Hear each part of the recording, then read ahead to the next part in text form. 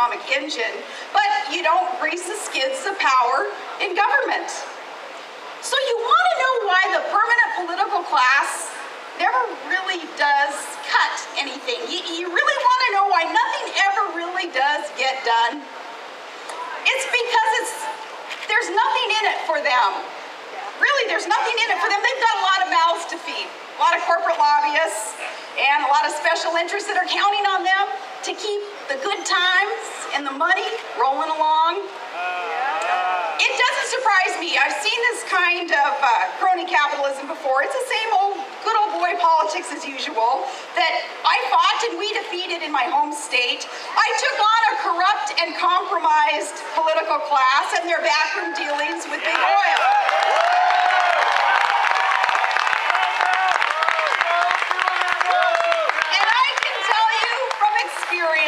That sudden and relentless reform never sits well with entrenched interests and power brokers. So please, you must vet a candidate's record. You must know their ability to successfully reform and actually fix problems that they're going to claim that they inherited.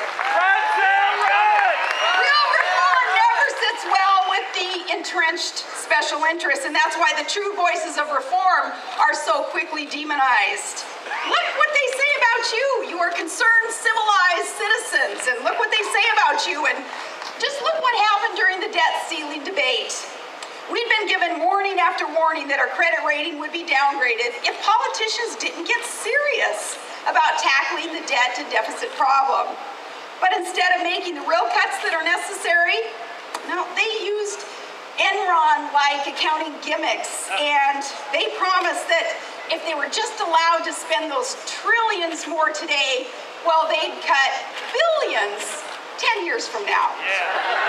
By some magical thinking, they figured they could run up trillion-dollar deficits year after year, yet still somehow avoid the unforgiving mathematics that led to the downgrade. Well, they got a rude awakening from the rest of the world, and that's that even America isn't too big to fail.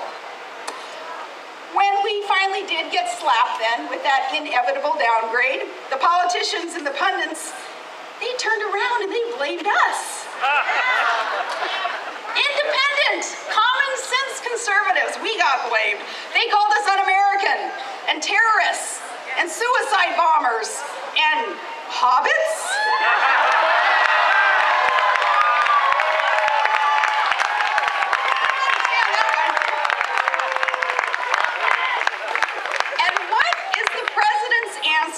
To this enormous debt problem. It's just spend more money. Only you can't call it spending now. Now you got to call it investing, right? Don't call it spending, call it investing. It's kind of like now. Watch what happens now with FEMA and some of these other bureaucratic agencies. They're saying now they don't really want to refer to our centralized federal government as government. Now it's called the federal family. That's how they refer to it. Am I too old to ask to be emancipated, I wonder? Never thought I'd say it, but I want a divorce. No, the president's answer to our debt problem is incur more debt, spend more money. Only call it investing. Make more folks even more reliant on government to supply their every need. This is the antithesis of the pioneering American spirit that empowered the individual to work, to produce, to be able to thrive and succeed with fulfillment and with pride. And that in turn built our free and hope-filled and proud country. He wants to win the future by investing more of your hard-earned money in some harebrained ideas like more solar panels and really fast trains. These are things that venture capitalists will tell you they're non-starters, yet he wants to do more of them. We're flat broke, but they think that these panels and really fast trains are going to magically save us. He's shouting, all aboard Obama's bullet train to bankruptcy.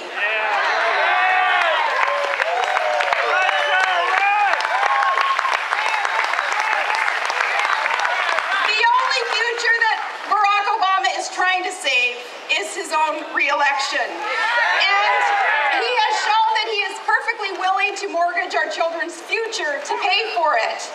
And there is proof of this. Just look closely at where all that green energy stimulus money is invested. See a pattern. The president's big campaign donors got nice returns for their investments in him, to the tune of billions of your tax dollars in the form of green energy stimulus funds. The technical term for this is pay to play. Between bailouts for Wall Street cronies and stimulus projects for union bosses' security and green energy giveaways, he took care of his friends. And now they're on course to raise $1 billion for his re-election bid so that they can do it all over again. Are you going to let them do it all over again? Are you willing to unite to do all we can to not let them do it again so we can save our country?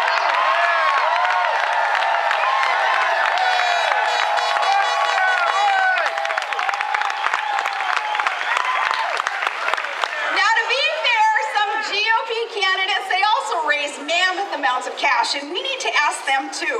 What, if anything, do their donors expect in return for their investments? We need to know this because our country can't afford more trillion-dollar thank you notes to campaign backers. It is an important question, and it cuts to the heart of our problem. And I speak from experience, confronting the corruption and the crony capitalism since starting out in public office 20 years ago. I've been out spending my campaigns 2 to 1, 3 to 1, 5 to 1. And by the way, I don't play that game either of hiring expert political advisors just so they'll say something nice about me on TV. You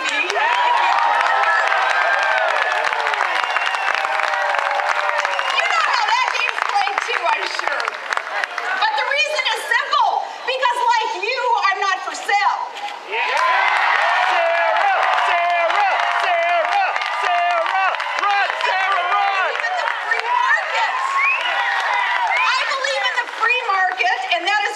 Detest crony capitalism. And Barack Obama has showed us cronyism on steroids. It will lead to our downfall if we don't stop it now. It's a root that grows our economic problems, our unsustainable debt, and our high unemployment numbers, and a housing market that's in the tank, and a stagnant economy. These are all symptoms, and politicians are so focused on the symptoms and not the disease. We will not solve our economic problems until we confront the cronyism of our president and our permanent political class.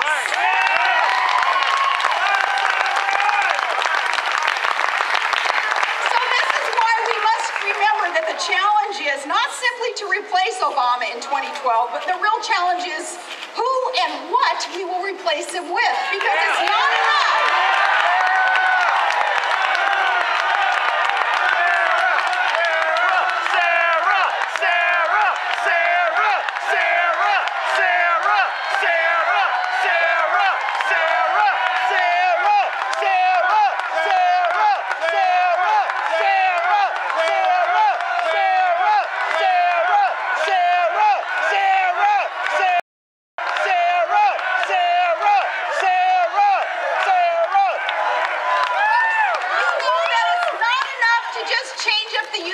If we don't change the team and the game plan, we won't save our country. Yes, we need sudden and relentless reform, and that will return power to we the people.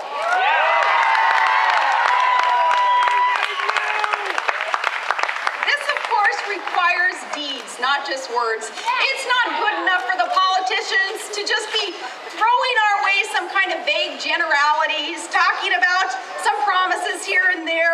It's time that we hold them accountable. It is amazing to me that even some good conservatives, they run away from being honest and straight up with us about what needs to be done. They don't want to rock the boat. They, can't hurt future election prospects, evidently. They just talk vaguely about cuts and then they move on. Too busy saying what they think that we want to hear, and instead they should be telling us what needs to be said, what needs to be done. So let us today in this film, let us have that adult information about what needs to be done to restore America. Let's do that now.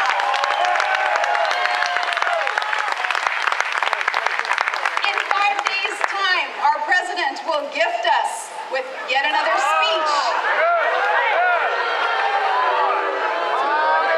In his next speech, he'll reveal his latest new super-duper jobs plan. It will have more lofty goals and flowery rhetoric, more illogical economic fantasies, and more continued blame and finger-pointing. But listen closely to what he says. All of his solutions, they're going to revolve around more of the same, more chaos for his friends and supporters.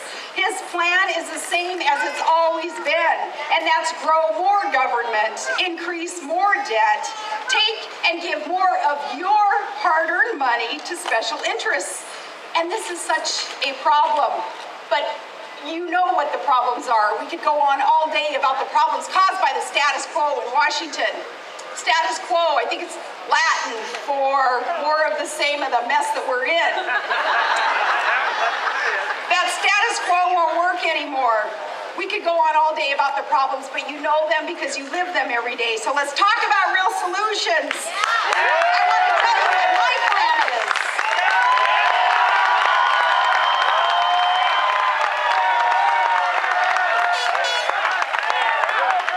My plan is a bona fide pro-working man's plan. And it deals in reality. It deals in the way that the world really works. Because we must talk about what really works in order to get America back to work. My plan is about empowerment. Empowerment of our states, empowerment of our entrepreneurs, most importantly, empowerment of you, our hardworking individuals. Because I have faith, I have trust, I have respect for you. The way forward is no more politics as usual. We must stop expanding an out of control and out of touch federal government. This is first. All power not specifically delegated to the federal government by our Constitution is reserved for the states and for we the people. Let's enforce the 10th Amendment. Devolve powers back locally where the founders intended them to be. Second, what happened to all those promises about staying committed to repealing the mother of all big government unfunded mandates? We must repeal Obamacare.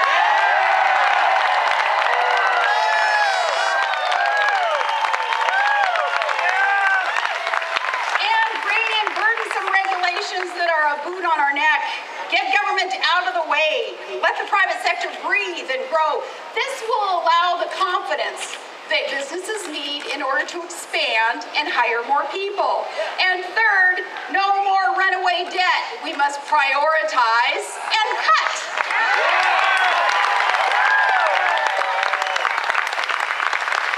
Cancel unused stimulus funds and have that come to Jesus moment where we own up to the debt challenge that is entitlement reform.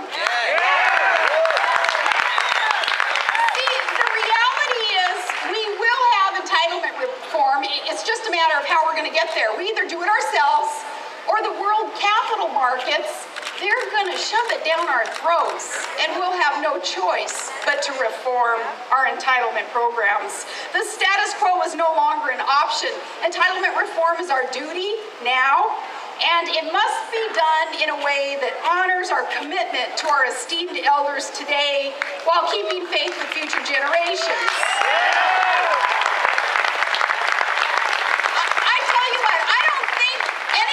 Has irked me more than this nonsense coming from the White House about maybe not sending our seniors their checks. It's their money. They have paid into Social Security all of their working lives. And for the president to say, we may not be able to cut their checks, well, where did all their money go, politicians? It's like the commander-in-chief being willing to throw our military under the bus, threatening that their paychecks may not arrive.